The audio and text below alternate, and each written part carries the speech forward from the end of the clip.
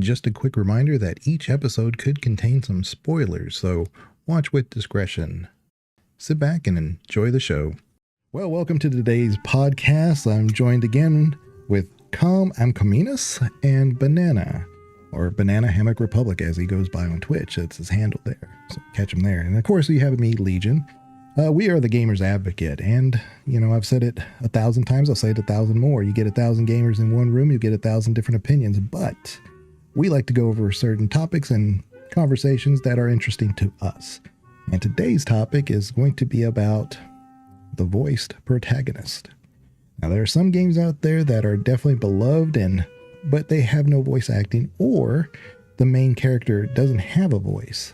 But there are other games that do, and some things that we have kind of found is that those games that are loved by one side or the other, typically sometimes people inadvertently don't realize that they have an affinity for that type of game.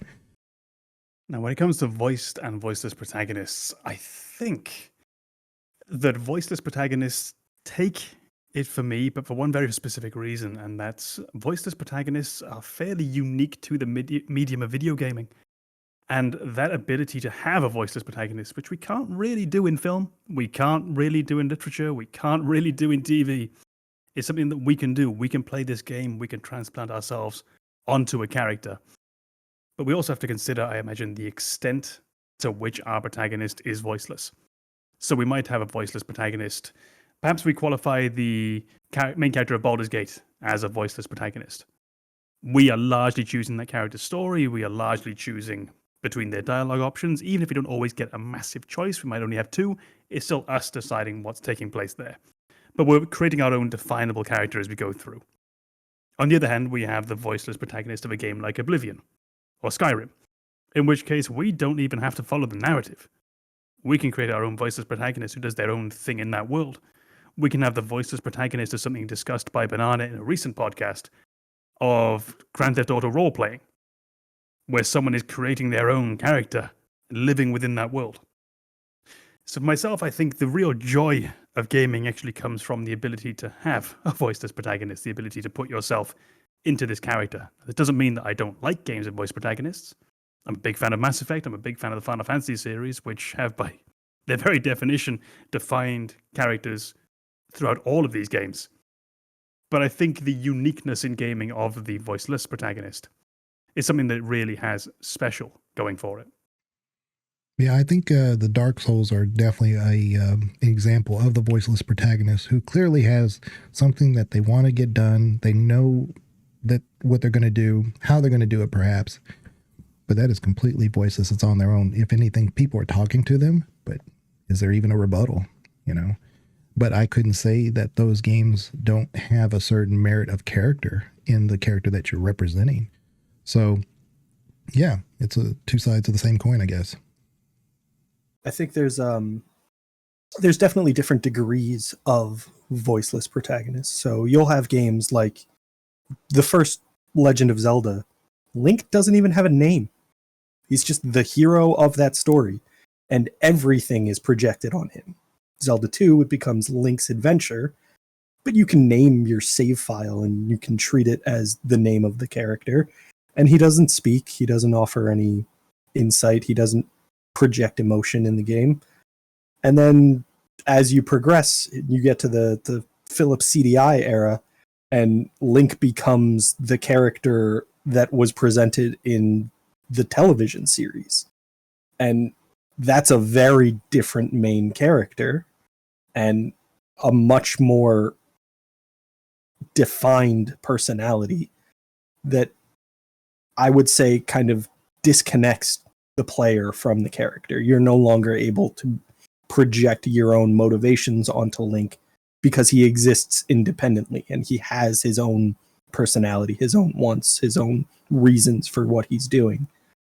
And then you'll get to characters that are fully voiced, fully defined, and it can still be a great game. It's just, what are you trying to get the player to experience? And does that lend itself more towards a voiceless protagonist? Or does that lend itself more towards a protagonist who is defined by the developers.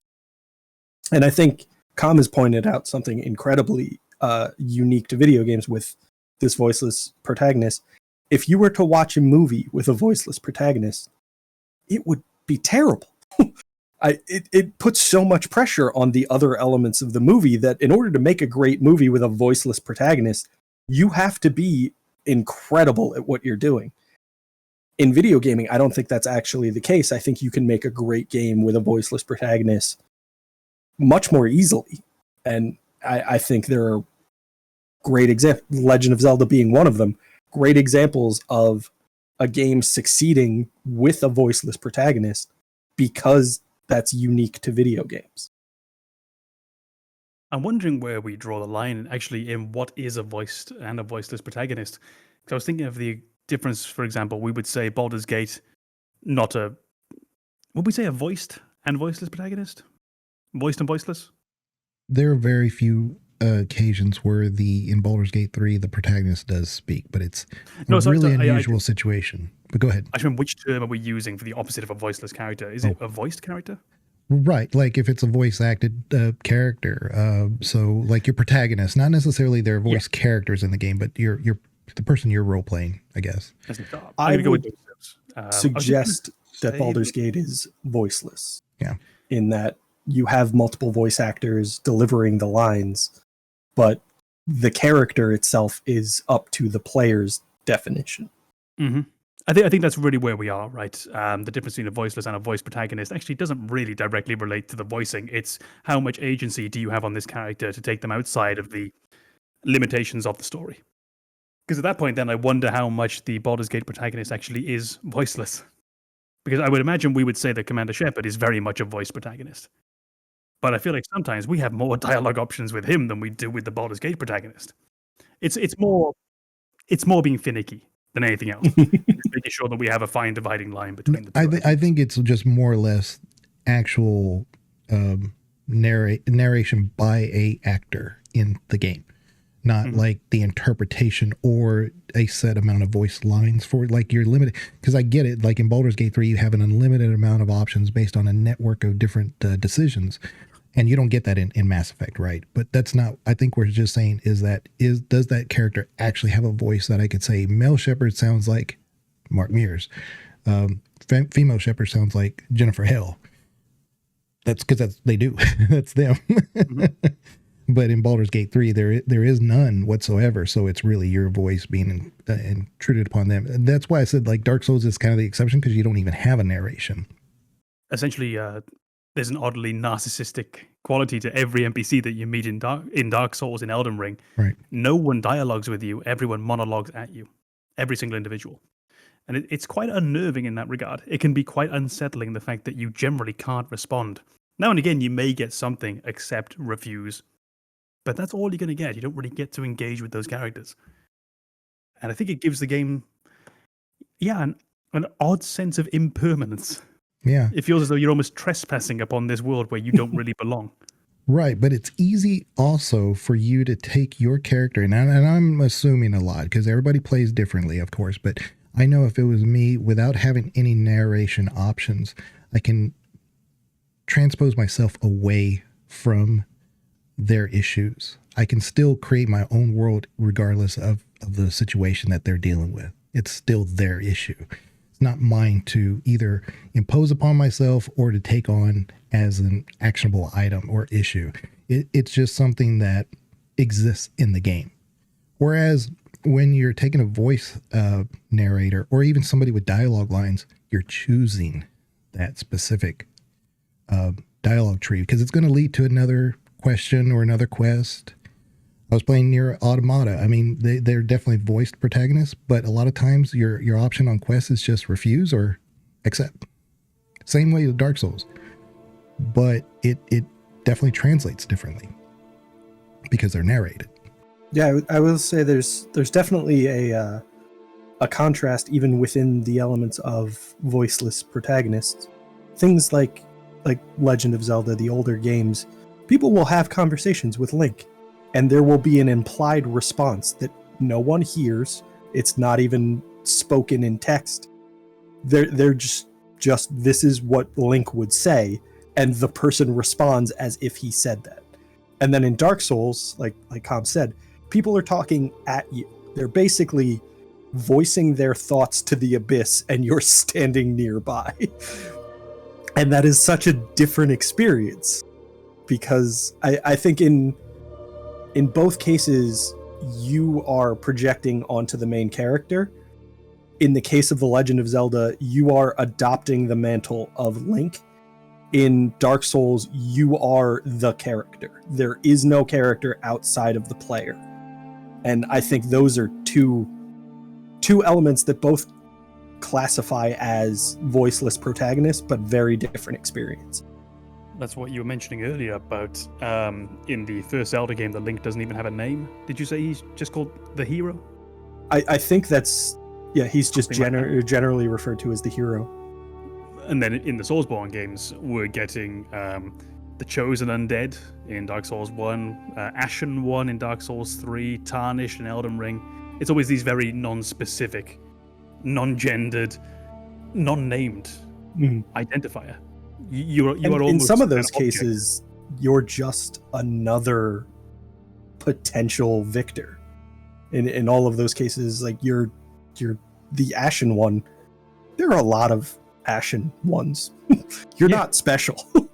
and that's a very different experience. In Legend of Zelda, you're the hero. You're the only one who can save them. In Dark Souls, you turn out to be the only one, but you don't know that until the end. In number 3, you meet one who failed.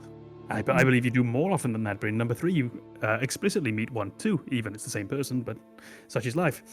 But I think you have in these games that anonymity that the character has. It's for me, I just find it quite deplacing. It doesn't let me get a foothold in that world. And I think the other thing, that I was going to approach on the same subject directly with Soulsborne, is when you were saying that there are other Ashen Ones out there are other Chosen Undeads out there. It also leads you into this nice meta idea that any other player out there who's playing the game and who gives up, every other player who's installed the game, fought the first boss and failed, they're another one of those Chosen Ones, another one of those Ashen Ones, who failed. And your character happens to be the one that made it. So you get this wonderful sort of meta-narrative taking place as well. I think that's an element of Destiny 2 that was done really well. This is one of the few times you'll hear me say anything positive about Destiny 2. Every discussion in Destiny 2 is you're just another person touched by the light who proves to be exceptional. You are not chosen at the beginning. You just step up, take on responsibilities, and do your thing, and eventually you reach the point where you are special. You've proven that you're exceptional, and that's a very unique experience to video gaming, where you as the player get to feel a sense of accomplishment by progressing through the story. That's not something you experience in other media. You might find, oddly enough, then, that the purest form of the voiceless protagonist may well be the MMORPG or the massive online shooters, where you are one amongst many, and you are out there defining your own story, and whether or not you become one of the greats is essentially within your hands. If you're playing Skyrim, which is a voiceless protagonist, eventually, just by definition of playing the game and raising your levels up and leveling past your opponents, you are the chosen one. By definition, you have become this character. It's not true in those games. Skyrim is a very interesting one as well, because not only are you the Dragonborn in Skyrim, you can become the Archmage, you can become the Harbinger, you can become the leader of the Thieves Guild, the only surviving member of the Dark Brotherhood. Like, you're not just special, you're more special than anyone has ever been. I mean, there is definitely some psychological analysis to do on that game, isn't there? And what that says about us, that we need to play that. You can be the leader of the guild's mage and not even be a mage. Oh, yeah. Yeah, you need Actually, I don't think you need any stats in Skyrim, do you? In the older games, you needed certain stats. I think to get into the Mage's College, you either need to cast a spell or pass a speech check. Mm-hmm. So you can just be charismatic, and that's enough to become the Archmage. Yeah. That's a discussion that would go down a very different path, but wondering about how much these big open world games should gatekeep Sure, from you if your sure. character doesn't fit the right parameters. But see, that only works in a voiceless protagonist thing, and I think that's what we're trying to say. Because I don't think you could actually get away with, because if they're going to write lines for a voice actor who's a mage, but not write any lines regarding casting, not likely. Is it possible? Yes. Not likely, though. I also think there's an element of, with the Elder Scrolls series, there will never be a canon Skyrim playthrough referenced in other games, because at no point are they going to be like, yeah, Tiber Septim was great, but what about that guy who was literally everything? Like that's not a foundation for building a good story as you move forward. You couldn't even import a character, could you? Like your titles would sort of read like a shopping list. Yeah, It's just endless. Because I believe in later games they may reference people in very broad terms. They might reference the hero of Kvatch or the savior of Cyrodiil. I can't remember the title. The Neverine. That's it, the Neverine from Morrowind. well, I think that's what we talked about with Baldur's Gate previously. It's technically not a canon playthrough, but it's a documented story of what could have been a Baldur's Gate playthrough with Abdul Adrian. And I think you and I have both said, like, I don't want a canon playthrough. I like the idea of canon events, Saravak being defeated by a person. But if you start to define that person, then the story of the first two games becomes unimportant. Yeah, I think certain backgrounds in that game really lend itself to having a strong canon. But again, it's just not designed that way. But I do think that especially Larian has taken certain elements of the first two games, and if you play it a certain way, that it kind of makes sense to have a certain canon background. But then again, that goes into like lore and canon and stuff. But again, you have to have a voiceless protagonist in order to make some of these other features work. So yeah. Mm-hmm. And then with the Dragon Age characters, like the titles given to, the Grey Warden who succeeds in the first game, or the Hero for Elden. Hero for Elden, yes. It's a generic, non-gendered, non-class specific title, and that's what makes it work. Is you let players continue that nameless protagonist being a hero, existing in future games, but you don't define the events that you experience in new games based on a canon version of that protagonist. I like the idea almost that you could say that the details have been, and this doesn't work in certain games. I think something like Mass Effect might struggle, but when you have fantasy-based games, you can have the idea that the truth has been lost to history. It's just at some point between the oral retellings of the story, between one person writing it down, another copying that you have, really there is no canon version except for those big bullet point events that took place. Archdemon was killed. Does get killed, right? Archdemon was killed, but the details, we know there was a hero, but we don't remember what happened to Loghain. We're not sure what happened to individual That's a great point. XYZ. When you start throwing history, because I think that's where Dragon Ages really has certain bonuses to it that a lot of people don't really see right away. There's a lot of time in between, not so much between 1 and 2. 1 and 2 are pretty much overlapping each other. But then you have more time in the future for 3, and then we have even more time in 4. So you're able to, yes, actually create more immersion by creating historical inaccuracies, because that's really what happens in history.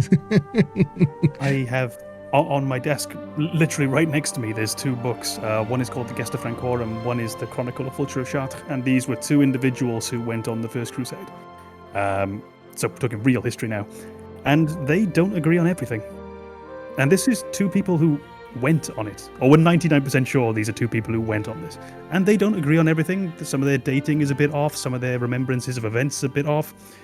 And honestly, in history, we are lucky to have 2 people who were there at the same thing. Oftentimes we're working with one person who was there.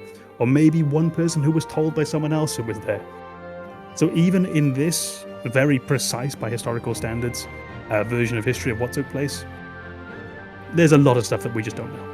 But I mean, going back to the Dragon Age thing, because you got to remember that, like, Dragon Age Origins, that's definitely the case. But they abandoned that quick with Hawk. And then the Inquisitor has its own voice. And so, obviously, in 4, they have their own voice. So BioWare very quickly has abandoned the voiceless protagonist. I know where one area where, to me, a voiced protagonist does not work is there's a lot of, I don't want to call out horror games, but there's a lot of very similar games to horror games where the protagonist is always by themselves and always talking to themselves so that they can narrate your journey to how to play the game. Like, oh, well, the stove looks hot. I must have cooked something recently. How would you not know that? Right? Why is that even important? Right? But that's how it goes on throughout the whole game. And you're every main character is a schizophrenic in those games. Right.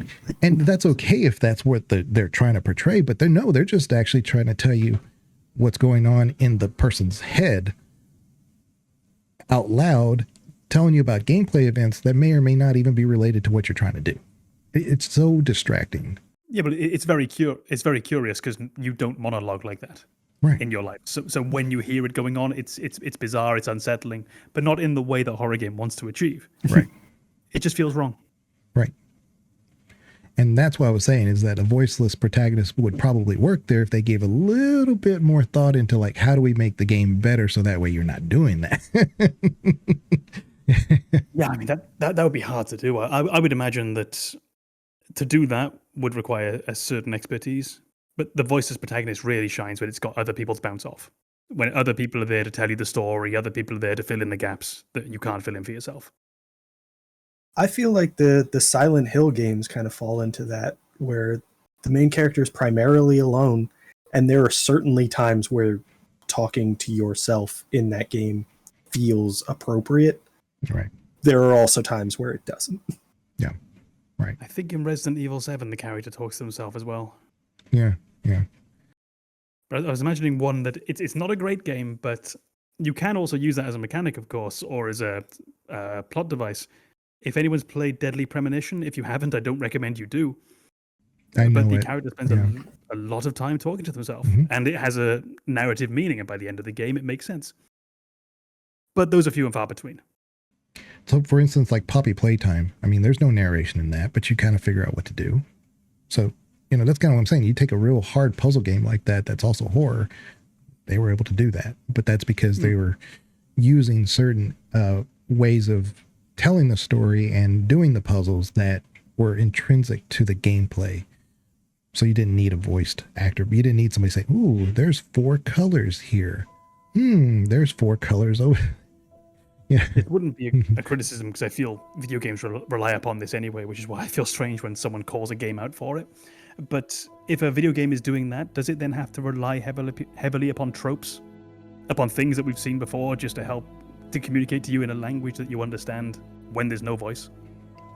I'll be honest with you, between playing more recent games like Poppy Playtime and what was the other one? It was the one with the little girl and the sheep. I know the game you're talking about, but the name isn't coming to me. There was no tropes in that one. None. You just kind of. I also think that was a unique game in terms of a voiced protagonist or a voiceless protagonist, because you're watching videos of a little girl who's performing essentially a children's television show. And so she's narrating things that a normal person wouldn't, because they're creating a children's show. And you are responding to her narration as a voiceless protagonist. And it's a very effective way of kind of guiding the player without telling them directly what to do, or having the main character, who is essentially voiceless, start thinking out loud to provide you with hints. But that's why I said, it's very possible to do in those genres. So I'd like to actually see and try that one out, because I remember Amanda the Explorer. That's it. Amanda Yeah. The Adventure. Amanda the Adventure. Yeah, I'm a fan. I like that one. I was just going to say a game that I found the monologuing was taking me out of the game, but I feel it was necessary with what they were working with, is What Remains of Edith Finch. Oh, amazing game. Wonderful, amazing game. But there were times when even though the monologuing wasn't really meant to be monologuing, I think it's a character writing down in their little book what they're looking to pass on. In effective terms, it was monologuing. And it felt quite unusual, and there were moments where the character said something that we needed for the game that maybe they didn't need to write down. And occasionally, because the writing was so good, you're almost hamstrung by your own quality. Mm-hmm. If the writing was mediocre all the way through, and then they presented me with this slightly off-kilter line, I wouldn't even have noticed. Mm-hmm. But the writing on the whole was of such a high standard that when there's one line below, it's very off-putting. But it's not even just the writing, it's how the integration between the writing and the imagination merge. But you have visuals that kind of merge into your own reality that seem to go in and out of that. So you even just describing those things is doing that too. So it's uniquely unique. I think we would have to mark that down, right? If anyone hasn't played What Remains of Edith Finch, you really need to find those few hours and play it. Mm-hmm. It's not a long game, but it's definitely, I will say this, it's got a lot of trigger issues in there, so just be careful with that. But yeah, it's a great game. It's very dark. Yeah, it's very dark. But if you like horror, it's not a horror game, so I mean, you'll love that probably. Yeah. As far as MMOs, I was going to come back to that too. The one exception I do know is Star Wars: The Old Republic. Star Wars: The Old Republic is definitely voiced the whole way through. So your character, regardless of what background you have or class or whatever, it's completely voiced. It's like you're playing a movie. When you're playing that game, to what extent are you heroic? Are you a normal person doing heroic things in the game, or are you a hero doing heroic things? In the sense of, are you a regular trooper who's just trying their best? Yeah. Are you a Jedi who's been put into this situation and it's because you're a Jedi? So, yes. It really depends on your background. But yes, if you're a soldier, like you're a Republic soldier, you're just a soldier. And you kind of like make your way through the ranks and stuff, which is, by the way, if you play the female, that's Jennifer Hale as well. So you like her voice? She's that's Shepard. It's Shepard. That's Shepard in that game. So it's really appropriate, like to have a commander, that's also a commander in Star Wars universe. It's Commander Shepard. But yeah, it depends on your background. So for instance, if you're an operative, like you're kind of like a spy, you do start off as a, low-level spy. Not only the ranks who aren't really opposed to you, but you got to remember that the Darths are over all this. Wade through the waters of not just political corruption, but also making sure that the Empire is not hurt by their decisions because they are so corrupt. It's a really, really interesting MMO. I mean, it doesn't get enough love. I think it suffers from the fact that there were so many MMOs out at the time. Sure. I mean, for it to even have a fan base who might be interested in this game X amount of years later, it's already done very well. Think of Middle-earth Online, which just sort of disappeared. How many really hung around? Guild Wars 2, I think, hangs around. Warcraft. Circling back around, Mass Effect. BioWare really put all their chips on the table and said, we think the voice protagonist is the way. Because before that, it really wasn't incredibly common. They had already done Baldur's Gate and Jade Empire and, a bunch of other stuff. But the thing is that with Mass Effect, they said this is going to be 100% voiced by the protagonist, male or female. And that was also what got me. It was like, they could have just said, it's going to be a male Shepard. But they went in and said, let's do a male and a female. And I think both work tremendously. I prefer the female Shepard. I think Jennifer Hale's great, but Mark Mears is not like, it's not like I'm saying he's bad or anything. I just prefer the Jennifer Hale's version of it. He's got a bit more of a sort of Shatner-esque delivery, hasn't he? It's quite flat a lot of the time. But there's a certain charm in that if you think back to the old sci-fi series that you might have enjoyed as a kid when the acting wasn't the best. It's almost a throwback to that. Are you saying that William Shatner is not a good actor? I'm saying he's a different kind of actor. he works very well within a narrow range. There's a man on the wing of the narrow range playing William Shatner? There goes the rest of our subs. The Shatner We've still got the community is Jennifer Hill crowd. outraged. We've still got the Jennifer Hale crowd. We're okay. Say nothing against Jennifer Hale. Yeah, but I really think that when Mass Effect came out with its voice protagonist, that really and we take it for granted now because it is what it is, right? But back then, to say we're going to have a voice protagonist took a lot of risks, because it could have said, hey, look, we don't like how this person sounds weird, because it was a community, not just a BioWare community, but gaming community, a sci-fi community, a fantasy space community, whatever you want to call it, RPG community, that wasn't used to that. It's easy to look at, just a few years later, when you think about the release of Fallout 4 with the fully voiced protagonist, and honestly, the degree of vitriol and backlash that actually received for taking the control out of the player's hands regarding their avatar. That was everywhere on internet forums at the time. Absolutely everywhere. And if you think about the fact that maybe that was an execution issue as well. You do have problems where, for example, in Fallout, there might be 4 dialogue choices, and no matter which one you pick, the line is exactly the same. So you do have that qualifier. I think Mass Effect generally did very well what it set out to do. When it offered you choice, it generally meant that you had choice. But it was a brave and bold step. And I think it only could have worked the way they did it with this brand new IP. To have suddenly jumped into that with, for example, Dragon Age 2, immediately without Mass Effect prior to it, I believe. Right. I'm not sure that would have worked. Yeah, and what's interesting is that for me, and it's just a pure opinion on my part, but I played Dragon Age 2 quite a bit, but for me, I've always because you get to choose in Dragon Age, you get to choose the emotional response. It's not like you're a paragon or renegade or anything. You have angry or stoic, or they're not always the same, but there's a kind of a snarky one, and that's usually consistent. And to me, the snarky hawk is the best, the sarcastic one. There's so many people that I know that have played Dragon Age as much as I have, and there's a consensus there. It really is the most interesting one, because there's a whole lot of play on words. There's a whole lot of banter between the NPCs that don't really know how to approach this person who clearly has an influence on the world, but they're just being sarcastic as hell. So I think you're specifically with the BioWare games, you're kind of highlighting where it's a bold choice to go with a voiced protagonist as opposed to a canon protagonist. Right.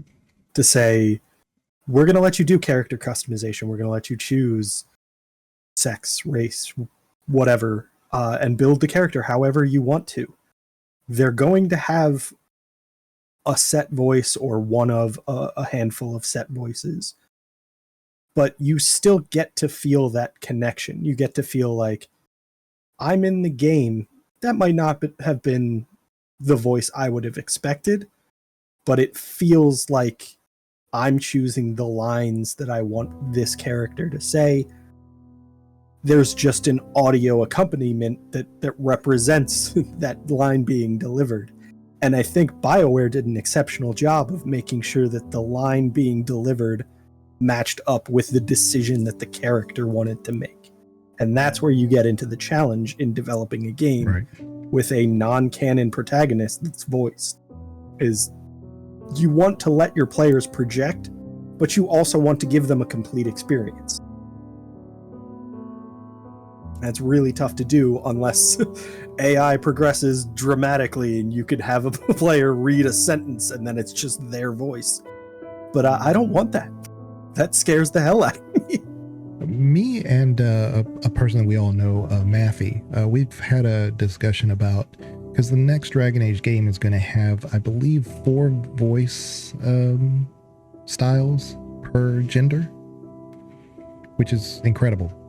And a lot of people were requesting it. A lot of people who were in the know, that got to do early beta testing and stuff, they were putting that input, say, hey, we had a couple of different voice options in Inquisition. Can we get the same in Velgard? But anyway, and I think they're doing 4 now.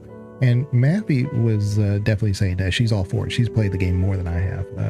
But I'm of the opinion that I don't know if I really want that, because for me, the Dragon Age Inquisition experience, I think even though there was 2 voice options, I think they were just a difference in the tone. So in other words, you had Alex, I think Alex Walton Regan, I think she's the female Inquisitor, does an amazing job. She's great. She's trainer in Mass Effect 3, same voice actress.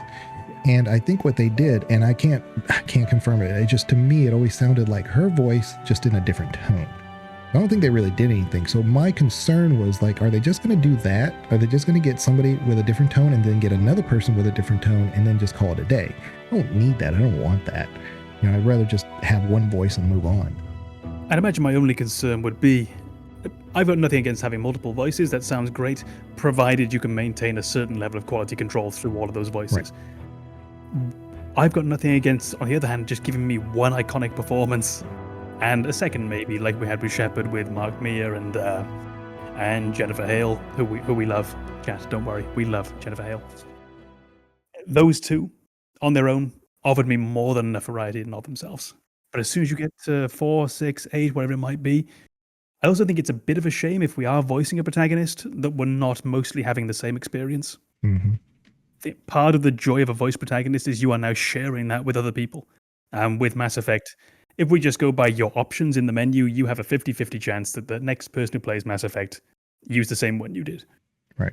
But now if there's 8, what have you got? A 12.5% chance that this person heard the same lines as you, heard the same dialogue, had that same amazing moment as you when the voice acting hit just right.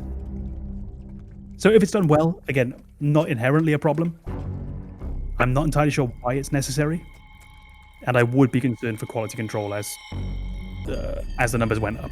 I think this branches into other topics of game development that most people probably wouldn't think about, and that is the elements of accessibility and representation. So we talk about Mark Meir and Jennifer Hale, who speak English.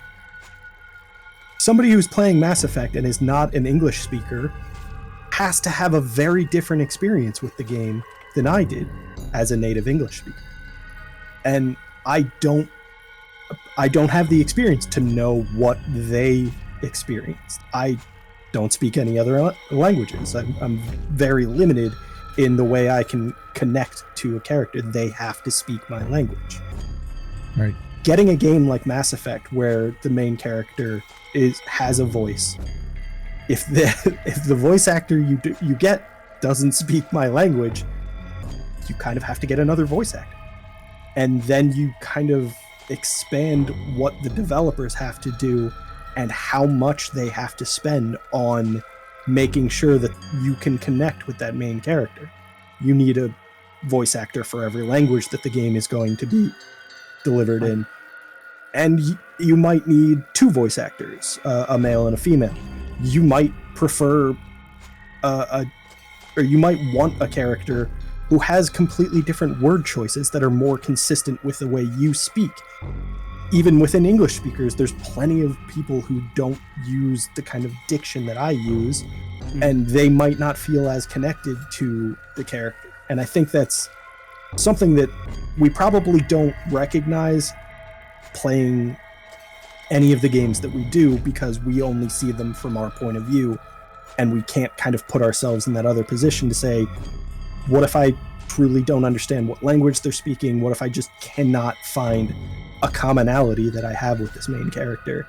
And in order to kind of combat that possibility, the amount of effort from a developer just expands exponentially to cover all of their bases. Very similar like movies, where you can have a French movie, but it's in English subtitles. So you don't necessarily need a different actor or somebody. You can have overdub, but who does? I mean, I guess you could have that, but nobody really wants to. I don't want to. I watch tons of Godzilla movies. I want to hear them in the native voice while I read it in my. That's just what I do. But I think that's kind of what happens on the other side of the fence for the English games. But again, I don't know that. Maybe they do it differently, but I would think that would be the most efficient and that's probably what they do. But I think there's an element of the medium of video games that's very different. I'm not represented by characters in Godzilla movies. I want to be able to project onto the character that I'm playing in Mass Effect or in any video game. I don't want to be there when Godzilla is destroying Tokyo. I want to be there when Shepard is saving the universe. I don't know. I love Godzilla. I'd love to see him. Yeah, when he's on our side, like the good Godzilla. I think, like for myself, so I've played Mass Effect. I think I played it in. I've definitely played it in German. I think I played it in French, and I remember that the voice acting in the German I was quite uninspired by. There was just something in the performance that didn't do it for me. And I played it all the way through, and by the end, I just remember thinking that I wish I'd been listening to Mark Meir, or I wish I'd been listening to Jennifer Hale. The French, I'm 99% sure I played, but it doesn't stick out and doesn't remind me. So it clearly didn't stand out in some way that those two performances did. So you often have this problem with localization. This is my experience. If you watch something that was... Let's take a movie for a second, because they're more likely to be in another language. So let's say you watch a French movie. It's dubbed into English. They're often doing quite a good job with the dubbing. Often. Not always, but often. But if you go into a language that's less widely spoken, the dubbing can often be of pretty poor quality. Now, I know that you have, for example, a good friend of mine from Denmark, speaks English and Danish, of course, always watches everything in English because the Danish dubs tend to be quite bad. It's a small market. The companies don't invest massive amounts of money into it. They don't get the best actors they can possibly get their hands on. So you get the dubbing that they pay for. German, you get good dubs, big market. The French, you get good dubs, big market. So you've always got that to consider when these games go to foreign markets, is can you maintain the quality in the localization? If you can't, you might as well just keep the English voice actors and do the subtitles. And the reverse of that is, I enjoyed the Yakuza video game series. And I believe the only localization Yakuza has outside of its native Japanese is English. And I'm not even sure that's available in all of the games. I think some of them it's only Japanese audio, and there's always English subtitles. But I think that's all the localization they ever did. And I imagine it was probably for a very similar reason. They just didn't think it was worth it to get a decent performance in a different language. It's also the audio editing too, because I know in any one movie, like you can have a serious scene, and as soon as you start hearing that volume being wildly different, it just takes away from the immersion of what you're trying to do. It's like, oh, the person's whispering into it. But the person who like dubs it is delivering it differently. They're like, oh, no. It just ruins it. And so the audio is always over the top, but by definition, in a very literal sense of being above the other audio track. So you're having someone whisper into your ear, but in a very full voice. Yeah, exactly. But I will say that, go ahead, Banana. I was going to say, I think the other element that we kind of lose with that localization, which I'm not arguing against localization. I love the idea of everyone getting to experience a story in their native language. But I think one of the elements that you lose with that localization is that idea of an iconic character. So we know Shepard as Mark Meir or Jennifer Hale, and we love those versions of Shepard. If you get into localization to the degree that everyone has the experience in their native language, they don't know Mark Meir as Shepard. They know someone else entirely. And I personally love the idea of an iconic character like that, but I also don't feel like I should be the only one who gets to experience an iconic character. Well, let me tell you what will probably happen. And this is, as I'm saying, I'm not giving an opinion of what I think should happen, is what I should clarify it as. AI will take over when it comes to that stuff. Right now, we do have AI good enough to emulate a person's voice. I've sent Banana stuff of me, and he couldn't tell the difference of whether it was me or the AI voice. And I think what will happen is that game developers want to save money. And it's in their best interest to, because then they can make more games. They can make more profit, and they can make more series that are games that are successful, games that we love. But if the game that we love, like let's say it's Baldur's Gate 3, Valerian says, you know what, we spent $100 million on this. We made $90 million in return. We can't make a Baldur's Gate 4. That may be true, but they can cut corners maybe if they can get the same voice actor to speak into, so that way it's translated for them. Now, it may suffer from connotation, like the certain emphasis may be in the wrong spots, but that's only going to improve over time. So I think in the next 3 or 4 years, that's probably how it's going to get handled. I agree. I think that's the direction that game developers are going to go. I don't know that I support that. I think it's disrespectful to voice actors to say, I want your voice, not your performance. And yes. They're an actor. They're an actor who primarily delivers their performance via voice and allows developers to build around that.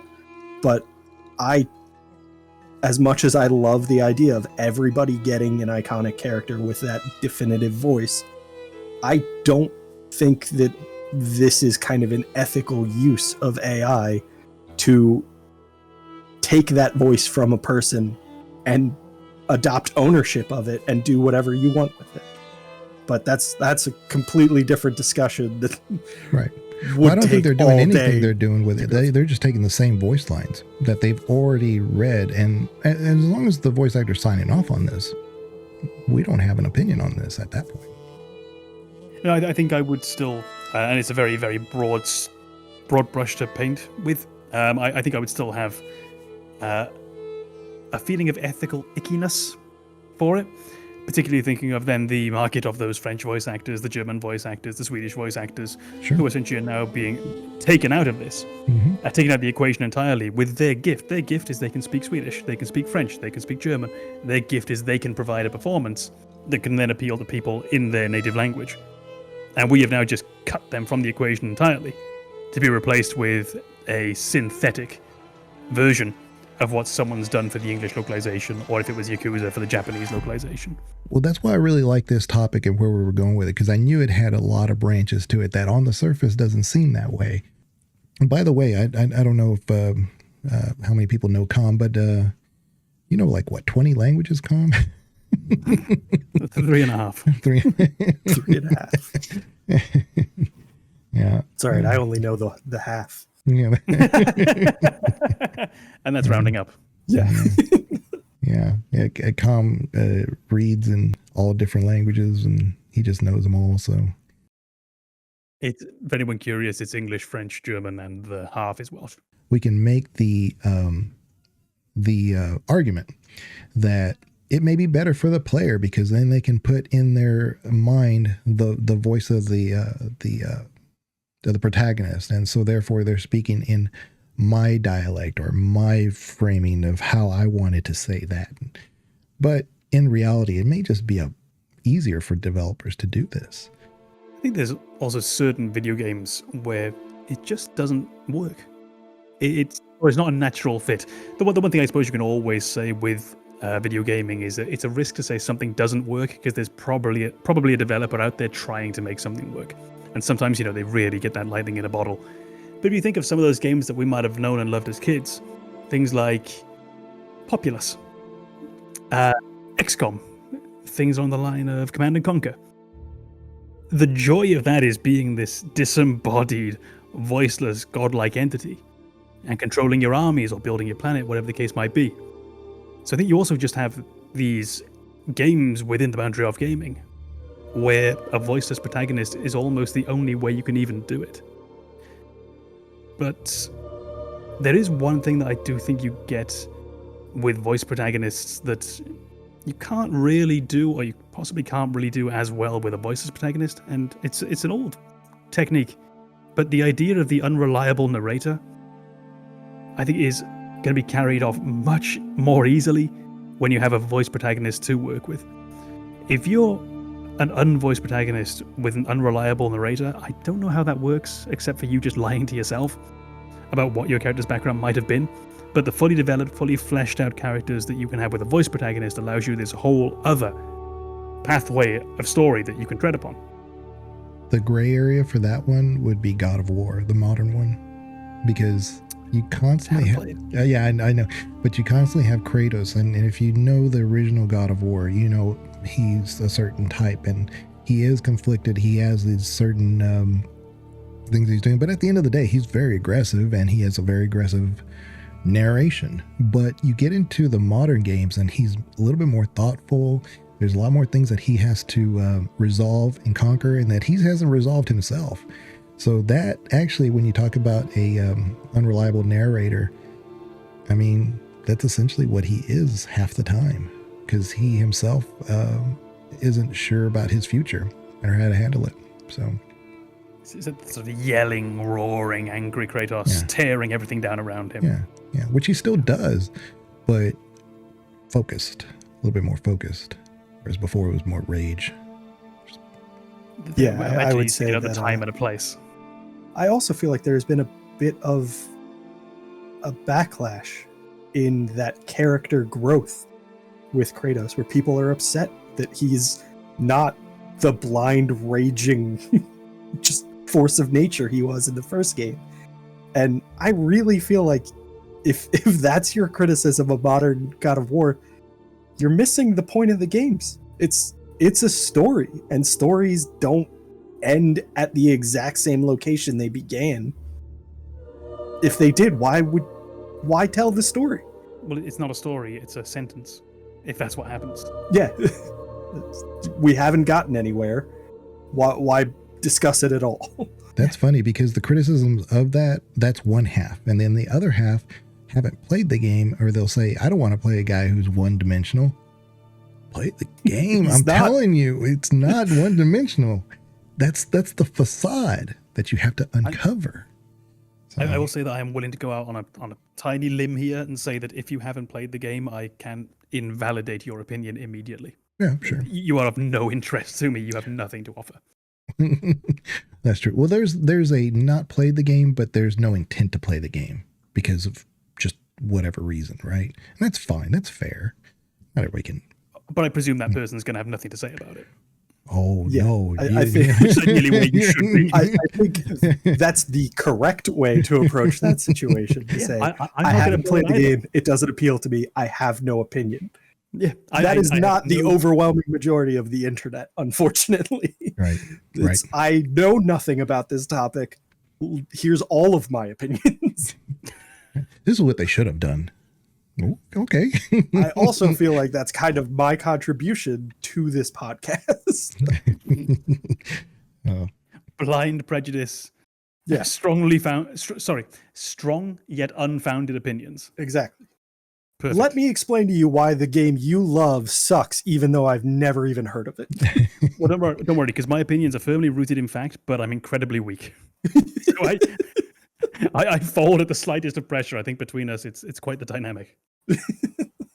Crazy. I was trying to remember whether it was Metroid Zero Mission or Metroid Prime. But one of them, Samus, is voiced horribly, and it wasn't the voice actor's fault. When they gave direction to the voice actor, they wanted Samus to have this very kind of like stoic, monotone style of delivery. But it was lost in translation. So what they actually were trying to tell them is that they're very thoughtful about what they're doing. But that came across like stoic. So it was like, nah. And then you come into a situation where Samus has to wait on orders for whatever reason, instead of being the bold one. But actually, if they had understood the translation of what was coming from the producers, they actually wanted Samus to be that bold person, to not wait on those orders, and it would have translated better. But something was lost in translation. But again, that kind of goes into the whole voice acting. If it wasn't voice acted before, like if they just let Samus be Samus, this probably wouldn't be much of a question. You just see the actions. I think you're highlighting an element of this discussion that we haven't quite touched upon yet, and it has to do with the direction you want to go with a character and how you market your game to the player base. So with Samus, there's a very clear story. There's a canon, and Samus was always the protagonist of that story. And you've said it kind of a bit there, that she is a bit stoic in the way the gameplay presents her, because she's alone. Overwhelmingly, she is alone. And that limits where you can go with the character. And it's not until she encounters other people and has conversations that you get into really developing Samus as a character. Whereas games like Sonic, the entire appeal of that game is the personality of the character. I'm going to take a very bold stance here. Most of the Sonic games are terrible as games, but the character is beloved because the rest of our character subs. Well, I think I don't know that I'm alone in that opinion, so I don't know that we lost too many. But the character of Sonic that's the appeal. He's fun, he's bold, he's this larger than life character, and to do that with a voiceless protagonist is very difficult. They did kind of find a way early on with him having a personality in his movement and idle animations. Like, idle animations weren't really a thing before that game. So to have a character who checks his watch and looks directly at the player when he's just standing still for too long is an incredible way to develop a character. And with the character of Sonic, that's a huge part of it. And then for many years, the character of Sonic was Jaleel White's version with that kind of nasally, gotta go fast, like that voice. And a lot of people, this is a terrible impression. I'm not gonna defend it at all, but you're doing great. But that became the personality of Sonic, and people continued to love the character. And I think that's a unique element of that character and the development that Sega did with them that kind of showcases where you can go after lending a voice to a voiceless protagonist. And now with the Sonic movies, like, that's not the voice that Ben Schwartz is doing. Ben Schwartz is making the character his own, and it's still very much working because Ben Schwartz is a fan. Yeah. And that passion shines through. Right. So it overcomes that disconnect between two different voice actors. But I think you hit upon something there, which I think is really worth considering, and this is going to be typically for the voiceless character, is what you can do without the voice of a character. So what you can do with body language, with those idle animations. To reference a game that we don't talk about very often, Final Fantasy VII. One of the most notorious things I remember from that game that gave a lot of personality to a character is Cloud, the protagonist, does this a lot. Is this really awkward looking animation. They're working with sort of 8 balloon animal limbs, and they give him this shrug. But there's so much personality in that shrug that you can almost hear the lackadaisical quality that he's putting into the next thing he says. So even though there's no voice actor, you still feel it, and they're able to communicate to you through essentially the conversation equivalent of an idle animation, what his tone really is. And we don't have to use all caps. We don't have to use a series of @ signs and epsilons and hashtags to show that you're swearing. We just proceed a normally written line with it all. I mean, what game would even do that? Right? With that, and you get this extra level of communication. Yeah, I think, and with Cloud, that's a tremendous example, because Cloud has a very unique personality. He's very awkward at times. He's very unsure of himself at times, and there are times where, as a player, you don't want to experience that. You don't want to feel unsure of yourself, but if the character does, and it fits with the story, then you're kind of okay with it. Yeah. And you kind of get the idea, again, with Cloud, that, like, Cloud isn't inherently a hero. He's just doing his best. And you get to, like, the sequence just before the final fight. He literally turns to his team and says, "Let's mosey." Oh, it's like, the best. You are the worst leader ever, but I love you. It's so endearing. And it's a very clear example of character development and personality without voice acting. Let's Mosey is absolutely iconic. Absolutely. Absolutely iconic. And that's a wonderful thing where you have a non-voiced protagonist who actually kind of has a voice. You can hear what that sounds like in your head. Because who says "Let's Mosey"? The kind of guy who does this. Yeah, There's Mosey. You can hear it. it genuinely feels like throughout the entire game, everything Cloud says could be followed with the "listen, I'm just doing my best," and that's such an endearing personality that never really needs a voice actor. Yeah. Luckily, they do a good job with the remake and rebirth, I should say. But they do really show that what you can do without voice acting. Yeah. That you can still have performance. It doesn't just have to be cold text. And even with those primitive graphics, primitive, quite a harsh word, but I think it's fair. Yeah. Even with those very primitive graphics, you can genuinely have your character moving, expressing themselves, and giving you more than what just those letters on the page give you. And honestly, compare that to a bland voice performance, and there's almost more personality in those few lines than there would be in badly voiced dialogue. Oh, if you without want a doubt. If you want to take, if you look at the voice acting in a game like Sonic Boom, it feels like the voice actors were given no direction. They were given a script and sent into separate voice booths, and they were just like, record your lines. And then you look at other Sonic games where there's no voice acting, and you know Sonic's character, you know his personality without it. You're absolutely right. You can define a character's personality without voice acting, and you can ruin a character's personality with voice acting.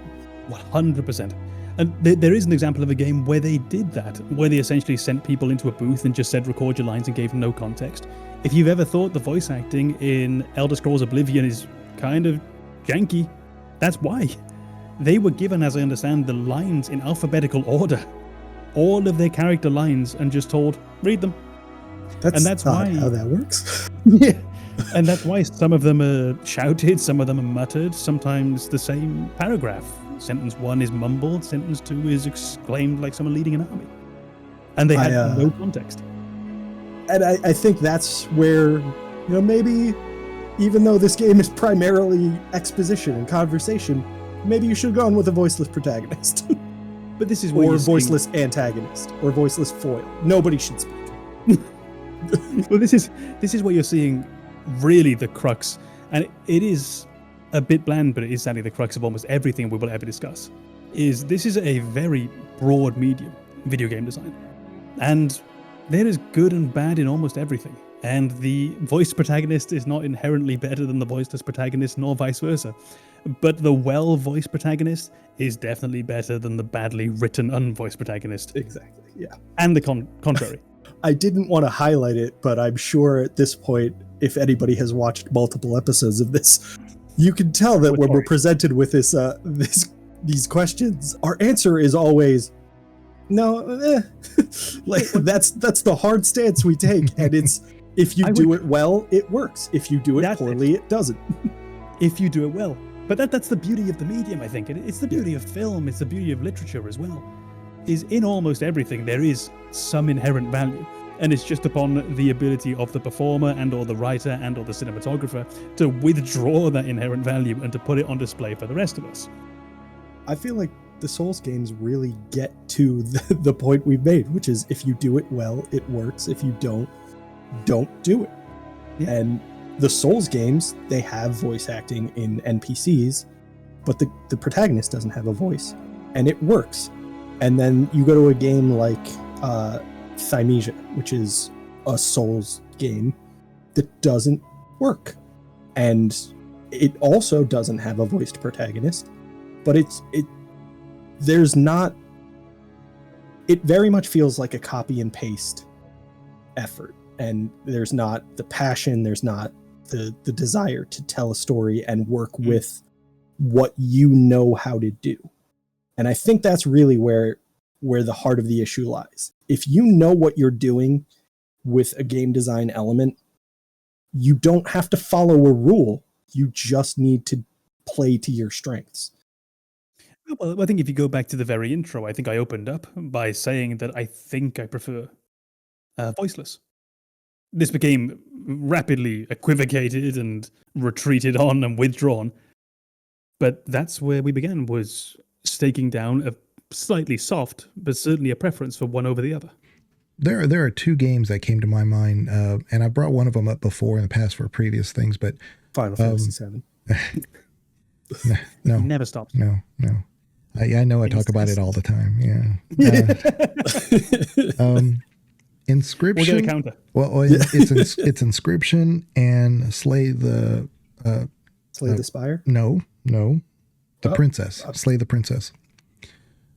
I don't know that one. I don't know. I also voiced my suggestion and then immediately thought, what the hell could that possibly have to do with our conversation? I should have just kept my mouth shut. No, but I'm glad you said it because it I forgot the name of it, and then when you said that, I was like, no, it's Slay the Princess. What are you talking about? Yeah, no. All you needed was the opportunity to say, shut up, Banana, and then you remember. No. Slay the Princess, I'll start with that one. It's a narrator-driven game. So there is, you're not just reading the whole thing, although it's a lot of reading. So if you ever, play it on stream or something like that, just know that there is a lot of narration there because you have tons of options to choose. But there is a narrator there. And then after a while, the narrator becomes the internal voice. And sometimes that internal voice becomes the external voice again. You can't really extrapolate, but you know when it happens. And so you're kind of thinking to yourself, you're describing the events. And it was like, well, wait a minute, is this being described to me like in a book, like a third person narration? Or is this person omniscient? Or is this person actually me thinking to myself? You really can't tell. So it does something very unique for games, I would say. Probably only Disco Elysium comes close.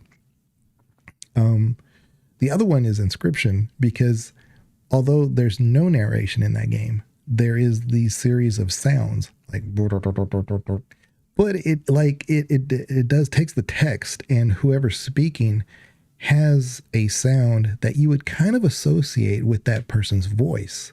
And it's really interesting. Sounds very similar to Undertale. Yeah. As the text is ticking across, is that it? Yeah. Oh. Yeah. So if you're seeing the guy at the very beginning of Inscription, it's like, but it's kind of in that mean. And then later on, when you talk to a different character that's maybe a little bit more robotic or something, it's more high pitched and it kind of fits the dialogue though. But clearly you're still reading everything. So they still take those narrated, not necessarily protagonists, but there's narration in the game that allows you to kind of still give a voice to even though there is no voice. It's pretty neat. I think that's a very creative way of implementing voice acting without a voice. Because you have a character and they have a sound to them. They have a quality to the way they deliver lines that's unique to them. You might not get the words out of that sound, but they have a voice. Yeah, you're imparting personality with what you've got available to you. Mm-hmm. And I think I bring up Undertale because I'm more familiar with that. Undertale does the same thing, where as a character's text is moving across the screen and filling out the text box, you'll hear a unique sound for that character. And it expands their personality a little bit. And you get to kind of build the character a little bit more with seemingly minimal effort. Right. And it's different than say Zelda, because in the early Zelda games, everything sounded the same when it went across the text. If you have the text box, the dialogue box, where the character is speaking, you can have the portrait of the character within it, and you can have variants of the character's portrait, where maybe they're shouting in this one, maybe they're sad in this one, maybe they're stoic in this one. So there are these ways that you can communicate personality. That exact feature is done in the Warriors games that Koei Tecmo does. Dynasty Warriors, I forget what some of the other maybe titles, that's what I'm thinking of. Warriors, Orochi, and that kind of harkens back to the conversation we were having earlier, where those games are purely Japanese audio, and you adjust the text to reflect the language that you're familiar with, and they never did voice acting localization. I still very much enjoy those games, and I think you've highlighted an element of the personality you can bestow on those characters without doing that localized voice acting, because you get to see their expressions as they deliver lines and then read the text and kind of fill in the blanks for yourself. And that's just a very, I would say it's a well implemented way of saving money.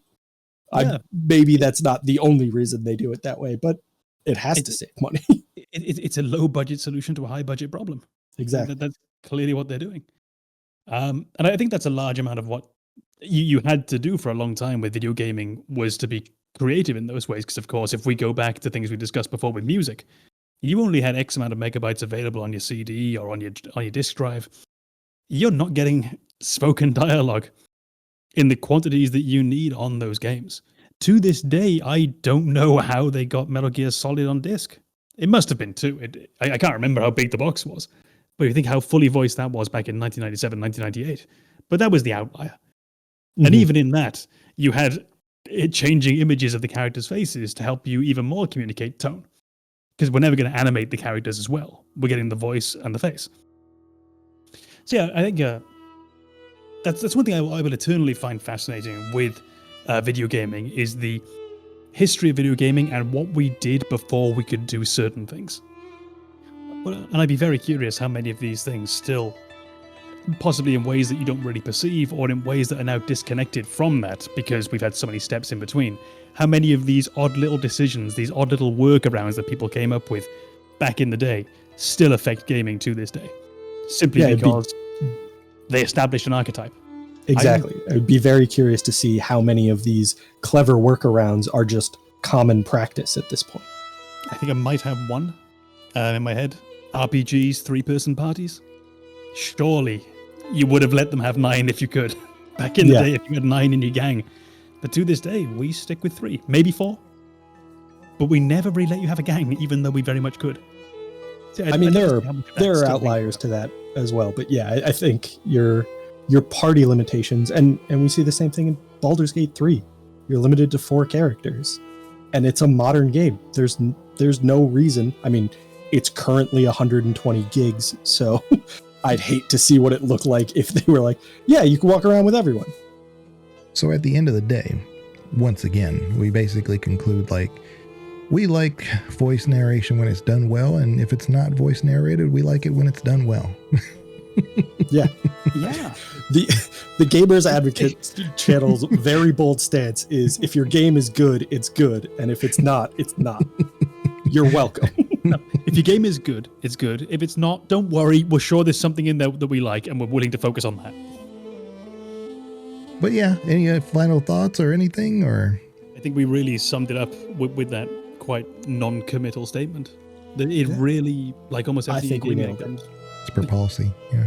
Well, we'll go ahead and call it right here. Thank you for watching, and of course, if you like what you see, then give it a like and subscription, and we'll see y'all later. Bye-bye.